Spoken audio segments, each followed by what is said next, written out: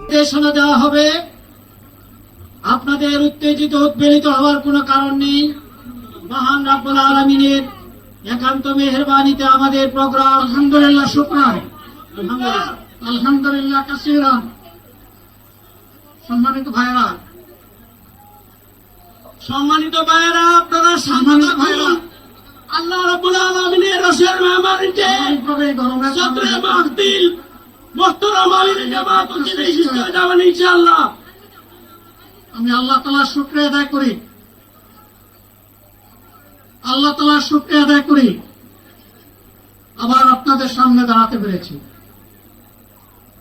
আমি বলেছিলাম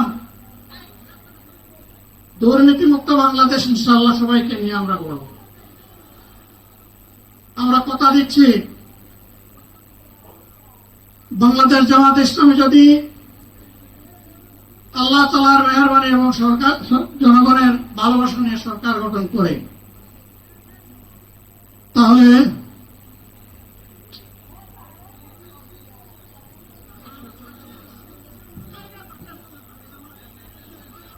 আজ বিকেল 5:30টার দিকে সোহরাওয়ার্দী উদ্যানে অনুষ্ঠিত জামায়াতে ইসলামীর জাতীয় সমাবেশে হঠাৎ মঞ্চে অসুস্থ হয়ে পড়েন জামায়াতে ইসলামীর আমির ডক্টর শফিকুর রহমান। গরম ও ক্লান্তির কারণে প্রথমবার মঞ্চে লুটিয়ে পড়েন। দ্রুত নেতাকর্মীরা তাকে সহায়তা দিয়ে পুনরায় বক্তব্য শুরু করেন, কিন্তু কিছুক্ষণ পর আবারও অসুস্থ হয়ে পড়েন। তারপরে মঞ্চে বসে মাইক হাতে বক্তব্য দেন, যেখানে তিনি বলেন, আল্লাহ যতক্ষণ হায়াত দিয়েছেন ততক্ষণ লড়াই অব্যাহত থাকবে, আমরা মালিক নয়, সেবক হব। জামায়াতের চিকিৎসক ও স্বেচ্ছাসেবকরা দ্রুত তার কাছে পৌঁছে প্রাথমিক চিকিৎসা দেন। সকাল থেকে সোহরাওয়ার্দী উদ্যানে শুরু হয়েছিল 7 দফা দাবি নিয়ে আয়োজন, সাংস্কৃতিক কর্মশালা ও কোরআন তেলাওয়াত দিয়ে শুরু হয় মূল কর্মসূচি। উপস্থিতি ছিল ব্যাপক। শুরুর দিকে নেতাকর্মীরা স্লোগান দিয়ে স্বাগত জানান। বর্তমানে ডক্টর শফিকুর রহমানের সাহেবের শারীরিক অবস্থা সম্পর্কে এখনও হাসপাতালের কোনো অফিসিয়াল বক্তব্য পাওয়া যায়নি।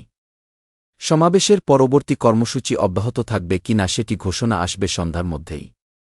আন্তর্জাতিক ও জরুরি খবর আপডেট পেতে আমাদের YouTube channel Next Gen News subscribe করতে ভুলবেন না।